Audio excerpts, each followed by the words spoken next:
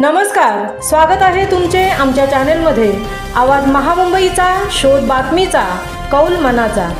चला तर मग आमचे चॅनेल शेअर करा, लाईक करा आणि सबस्क्राइब करा। धन्यवाद। पनवेल तालुक्यातील केळवणे गावात शिवस्मारक लोकार्पण सोहळा संपन्न। अखंड हिंदुस्थानाचे आराध्य दैवत छत्रपती शिवाजी महाराज यांची जयंती हा हिंदूंसाठी एक ऐतिहासिक सोहळा आहे।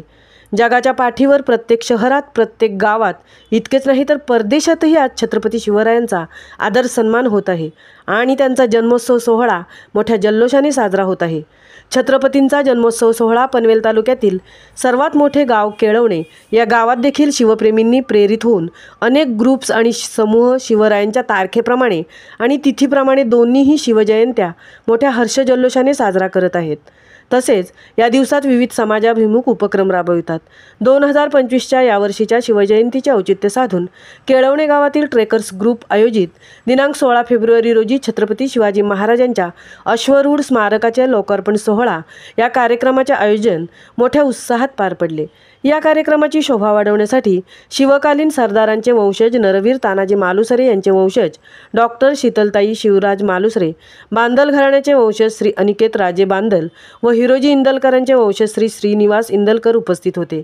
शिवव्याख्याते ॲडव्होकेट विवेक भोपी व कार्यक्रमाचा प्रमुख भाग रायगडभूषण शिवशाहीर वैभव घरत यांनी मराठमोळे पवाडे सादर केले। तसेच या कार्यक्रमास रायगड राज्याभिषेक पुरोहित श्री प्रकाशस्वामी जंगम यांनी विधिवत प्राणप्रतिष्ठा केली। ढोल ताशांच्या पथकाच्या गजरात डोळ्याचे पारणे फिटावे असा हा नेत्रदीपक सोहळा केळवणे गावातील संपूर्ण ग्रामस्थ मंडळी आणि कार्यक्रमास आलेले विविध क्षेत्रातील मान्यवर मंडळी यांनी अनुभवला। अशा या दैदिप्यमान सोहळ्याची जनमानसात चर्चा होत आहे आणि या सोहळ्याच्या आयोजकांचेही कौतुक होत आहे। आवाज महामुंबईचा चॅनेलसाठी तृप्ती भोईर, केळवणे, पनवेल।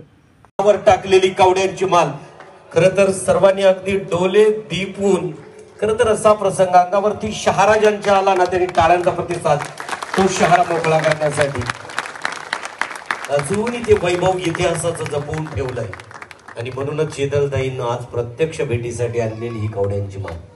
थँक्यू, धन्यवाद सर्वांनी। प्रतीकदा विराजमान।